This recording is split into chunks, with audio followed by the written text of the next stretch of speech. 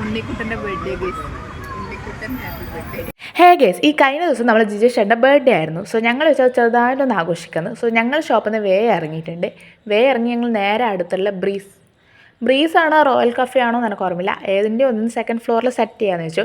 അങ്ങനെ പോയി ഇത് കേക്കിൻ്റെ മുകളിൽ എഴുതേണ്ട കാര്യങ്ങളെല്ലാം എഴുതി കൊടുക്കുന്ന കേട്ടോ.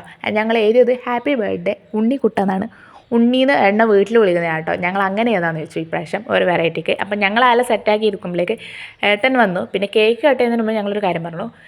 അതായത് ഈ ഗിഫ്റ്റൊന്നും വാങ്ങുന്നത് ഞങ്ങളല്ല കേട്ടോ, വേറൊരാൾ പറഞ്ഞിട്ടാണ് ഞങ്ങൾ വാങ്ങുന്നത്. സോ ഞങ്ങൾ പറഞ്ഞു നിങ്ങൾ ആരാന്ന് ഗസ് ചെയ്യ്, ഇത് ആര് പറഞ്ഞിട്ടായിരിക്കും വാങ്ങി ഗസ് ചെയ്യുക. അപ്പോൾ ഏട്ടൻ ഇങ്ങനെ ഓരോന്ന് പറയുന്നുണ്ട്, നിങ്ങളല്ലേ അങ്ങനെ കുറേ ഗസ് ചെയ്തതിന് ശേഷം ശരിക്കും ഇത് പറഞ്ഞത് ആരാന്ന് വെച്ചാൽ ഏട്ടൻ്റെ അനിയത്തി കേട്ടോ. ഏട്ടൻ്റെ അനിയത്തി പറഞ്ഞാൽ ഞങ്ങൾ ഈ ഗിഫ്റ്റെല്ലാം വാങ്ങിയിട്ടുള്ളത്.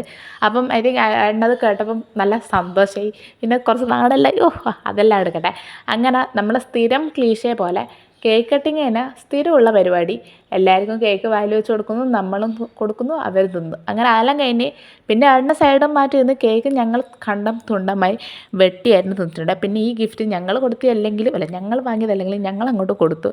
പിന്നെ ഏട്ടൻ അൺബോക്സിംഗ് ആയിട്ട് അവിടെ വെക്കുന്നുണ്ട്. അതിൻ്റെ സൈഡിൽ നമ്മളെ രതീഷ് ഏട്ടന് കേക്ക് മുറിക്കണം എന്ന് ആഗ്രഹം ഉണ്ടാവുമല്ലോ, എപ്പോഴും അങ്ങനെയല്ലോ. പിന്നെ ഏട്ടൻ മുറിച്ചത് ഞാനും എനക്കും വായിൽ വെച്ച് തന്നു. അങ്ങനെ അതെല്ലാം കഴിയുമ്പോഴേക്ക് ഏട്ടൻ പൊളിക്കാനുള്ള കഠിന ശ്രമത്തിലാണ് ഗൈസ്. ഇത് പൊളിയുന്നില്ല പറഞ്ഞിട്ട് കടിച്ച് പൊളിക്കാൻ വരെയുള്ള ശ്രമം അവിടെ നടക്കുന്നുണ്ട്.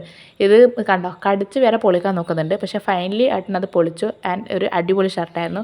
അപ്പോൾ ഇത്രയേ ഉള്ളൂ. വീഡിയോ കണ്ടിഷ്ടമായിരുന്നെ സപ്പോർട്ട് ചെയ്യണം. Thank you.